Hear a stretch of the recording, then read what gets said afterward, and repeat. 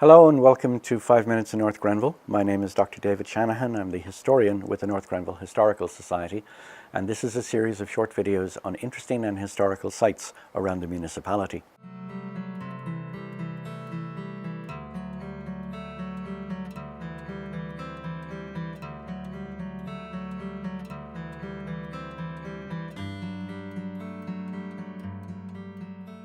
When you look at the Clothier Inn today on Clothier Street, it's very difficult to imagine what an impressive and prestigious building it once was. Back in 1877, when it was first built, Kempville was in the midst of a rebuilding process after a disastrous fire 5 years earlier. The people who ran the town had a great faith in its future, a faith in the fact that it would continue to grow and develop and prosper. The railway had come through. The town had 4 separate hotels which were being used regularly by visitors, by commercial operators and so on. And so the Clothier Inn, when it was built as a commercial centre. Ambrose Clothier, who owned the building, moved in businesses on the downstairs and residences upstairs. So you had 4 or 5 families living in apartments, and it became a hub for the town centre. It was part of Clothier Street that was built up, and when you look at old photographs, you see how much has gone since that time.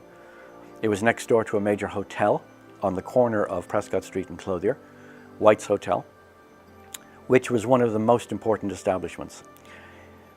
The building itself was made from brick that was taken from the Clothier family's brickyard downstream on the South Branch River. And it was made of different colored bricks to provide a design, a sense of prestige in the building itself, a sign that this was a wealthy and desirable place to have your business or your residence. And you can see that in the photograph, that the colored bricks gave a beautiful look and status. Behind the building you can see downtown Kempville as it was then, and immediately behind the building there's actually a windmill. The windmill gave electric power to the building itself and to the hotel next door and to the stables belonging to the hotel, which were the first to have heated stables for the horses in Kempville's history. This was a prosperous place. The hotel itself housed many different kinds of operations, from offices to stores. And these stores sold everything from furnaces and farm equipment, all the way to insurance companies. In 1955, it became a place of genuine tragedy. There was a major fire in the building. The building had been taken over by the Finnerty family a number of years earlier and became known as the Finnerty Block. But after the fire, there was very little left of the block itself. 4 individuals died, a mother and 2 members of her family, and a visitor. The top floor was completely demolished and destroyed through this fire, and it never really recovered. In 1957, a second fire took hold, and at this point it was being used in part as a furniture store, so there was a great deal of material there that fed the flames.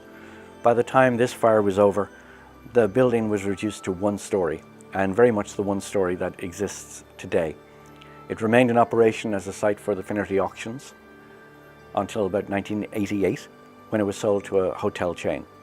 And today we have the Clothier Inn.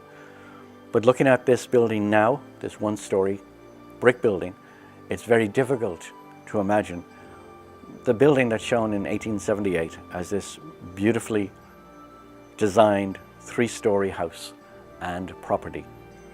Another part of Kempville's history gone.